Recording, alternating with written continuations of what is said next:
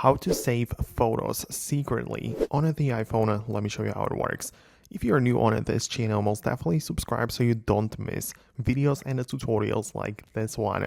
So naturally you can use your camera and the photos you capture are automatically going to be stored in the Photos app. So you can just secretly save the photos, right? You can just, capture them through the camera and have it stored some other place, but you can then go to the camera roll, like to the Photos app, and then you have more options in here.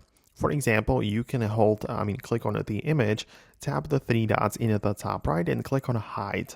So you can literally put it away into the hidden photo album, which means that the photo will not appear in your widgets, in the memories, or literally anywhere else, and it's made private. And then, of course, it is only found inside of the hidden photo album by going to when you go to the collections at the bottom, go to the utilities and find the hidden.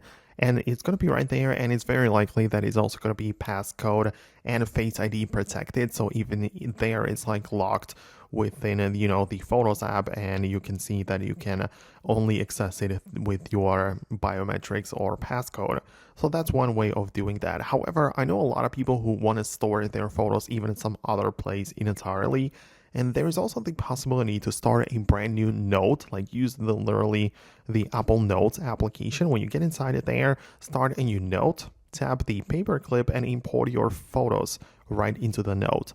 And the point is that you can literally just click the lock of the note and you can set up a custom password, even independent from the one you use to unlock your phone. And you can literally save photos in a note, which is password protected. So that is also another way to private your photos and just store it somewhere else.